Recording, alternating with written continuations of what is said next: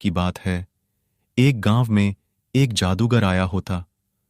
वो लोगों को तरह तरह के जादू दिखाता, जिसे देख गांव वाले पूरा खुश होते और जादू का आनंद ले रहे होते।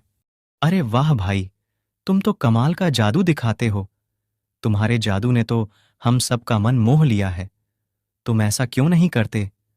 तुम हमारे गांव में ही कुछ दिन रुक जाओ और हमें हर रोज कुछ नया जादू दिखा के हमारा मनोरंजन करते रहना। इससे तुम्हारी कमाई भी अच्छी हो जाएगी और हमारा मनोरंजन भी हो जाएगा। ये तो मेरा सौभाग्य होगा, भाई, कि मेरा जादू तुम लोगों को पसंद आया और तुम लोग मुझे एक कमाई का जरिया दोगे। मुझे मंजूर है, मैं इसी गांव में रहकर हर रोज आप लोगों को जादू के नए मजे दूंगा। उसके बाद सभी गांव वाले अपने अपने घर चले जाते। तभी राजू अपने पिता से बोलता, पिताजी, मुझे वो जादूगर कुछ ठीक नहीं लग रहा था। पता नहीं क्यों वो मुझे एक ढोंगी जैसा लग रहा था। नहीं तो इतना अच्छा जादू जानने के बावजूद ये गांव-गांव में आके जादू क्यों दिखा रहा था? ये खुद का एक मैजिक शो चलता। मुझे इस जादूगर के अंदर से कुछ संयंत्र की बू आ रही है। नहीं बेटा, ऐसा नहीं बोलते। लेकिन बात तो तुम्हारी सही है राजू। वो जादूगर इतना बढ़िया जादू दिखा रहा था, उसे न चाहते हुए भी हर लोग पसंद करते, अपना प्यार देते। लेकिन ये मैजिक शो चलाने के जगह पर ऐसे अकेले हर गांव में जादू क्यों कर रहा है? यही तो मैं चाहता था, मूर्ख गांव वासियों की।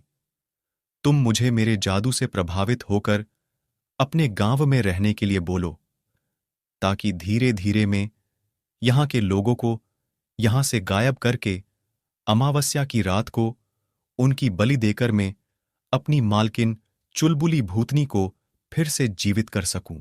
फिर अगली सुबह जैसे ही होती, रघु जादूगर के पास जाता और उसे जादू दिखाने के लिए बोलता। चलो भाई जादूगर, कल तुम्हारा जादू देखकर मन खुश हो गया था। आज भी कुछ ऐसा जादू दिखा जिसे देखकर मन गदगद हो जाए। हाँ, क्यों नहीं। आज मैं तुम्हें ऐसा जादू दिखाऊंगा जिसे तुम अपनी पूरी जिंदगी में नहीं देखे होंगे और न कभी देख पाओगे, क्योंकि आज मैं तुम्हें ही गायब कर दूंगा। अरे वाह, क्या बात कर रहे हो? मुझे तुम गायब कर दोगे? सच में बहुत मजा आएगा। चलो भाई, शुरू करो। मेरी बचपन से इच्छा थी किसी जादूगर के साथ ये वाला जादू करने का, लेकिन मुझे जल्दी ही वापस लेते आना, नहीं तो पता नहीं मेरा क्या होगा। इतना बोलते ही ये जादू करता और रघु को यहां से गायब कर देता और बोलता, ये मेरा पहला शिकार मेरे चंगुल में फंस गया। अब मुझे 2 दिन के अंदर 10 लोगों को अपने जाल में फंसाना होगा, ताकि मैं अमावस्या की रात को उनकी बलि देकर अपनी मालकिन को फिर से जिंदा कर सकूं। रघु के गांव से गायब होते ही पूरे गांव में एक अजीब सा माहौल छा जाता। सभी लोग परेशान होते। उर्मिला, पता नहीं ये रघु के साथ क्या हुआ है। उसे ढूंढते ढूंढते दिन रात एक कर दिए हम लोगों ने, लेकिन उसका कहीं पता नहीं चला। पता नहीं वो कहां होगा और किस हाल में होगा। मुझे उसकी बहुत चिंता हो रही है। हाँ जी, आज मुझे भी उनकी बहुत चिंता सता रही है। आज तक कहीं भी वो हमें बिना बताए नहीं गए हैं, लेकिन ऐसे अचानक कहीं उन पर कोई मुसीबत तो नहीं आ गई। मुझे बहुत घबराहट हो रही है। हमें जल्द ही रघु को ढूंढना होगा। हाँ उर्मिला, ऐसा लगता है जैसे कोई जादू होता और रघु तुरंत हमारे पास आ जाता, फिर सभी चिंता ही खत्म हो जाती। उर्मिला, जादू से याद आया, क्यों ना हम हमारे गांव में आए, उस जादूगर से मदद मांगे। शायद वो अपने जादू से रघु का पता बता सके। हाँ जी, ये बहुत बढ़िया तरकीब है। वो हमारी मदद कर सकते हैं। वो इतने अच्छे जादूगर हैं, तरह तरह के जादू दिखाते हैं। हमारे रघु का पता तो बता ही सकते हैं। उसके बाद रामू बिना देरी किए रघु का पता लगाने जादूगर के पास जाने लगता। क्या बात है भाई रामू, तुम लोगों में से कोई भी मेरा जादू कुछ दिन से देखने नहीं आ रहे हो। कुछ हुआ है क्या? या फिर मेरा जादू तुम लोगों को अब पसंद नहीं आने लगा? अगर ऐसी बात है तो मुझे एक और मौका दो।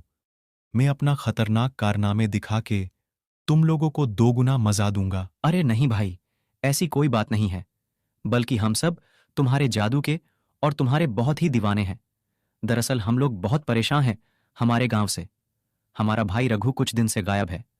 उसे ढूंढते ढूंढते हम लोग थक गए, लेकिन अब तक वो कहीं नहीं मिला। फिर सोचा तुम इतने महान जादूगर हो, शायद तुम अपने जादू से रघु का पता बता सको, इसलिए भागे भागे मैं यहां आ गया। बहुत बढ़िया काम किए रामू, एकदम सही जगह पर आए हो। मैं अभी तुम्हें भी रघु की तरह गायब करके बलि के लिए भेज देता हूं। फिर तुम दोनों वह पर छुपन छुपाई खेलना। फिर धीरे धीरे जो भी मेरे पास तुम लोगों का पता पूछने आएगा, सबको मैं तुम लोगों के पास भेज दूंगा। हां रामू, तुम बिल्कुल ठीक किए। पलक झपकते ही तुम्हें रघु के पास भेज सकता हूं। फिर तुम रघु को अपने साथ इस गांव में लेते आना। इतना बोलते ही ये जादू करता और रामू को भी गायब करके बलि के लिए भेज देता। तभी जादूगर की इस हरकत को राजू और रानी छिप कर देख रहे होते हैं। जाओ रामू, जाओ अपने दोस्त रघु के पास जाओ।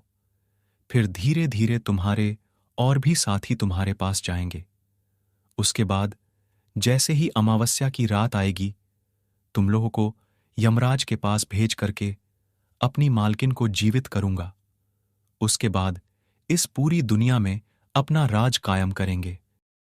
रानी, तो ये इस जादूगर की असलियत मुझे पहले से ही इस पर शक था। ये कोई आम जादूगर नहीं है, बहुत ही खतरनाक संयंत्र के साथ हमारे गांव में आया है। अब हमें अमावस्या की रात से पहले पापा और रघु चाचा को वापस लाना होगा, नहीं तो अनर्थ हो जाएगा। हाँ राजू, और उससे पहले गांव वालों को इस जादूगर के पास आने से रोकना होगा, नहीं तो ये उन्हें भी गायब करके बलि के लिए भेज देगा। अब हमें बिना समय बर्बाद किए इस समस्या का हल निकलना होगा।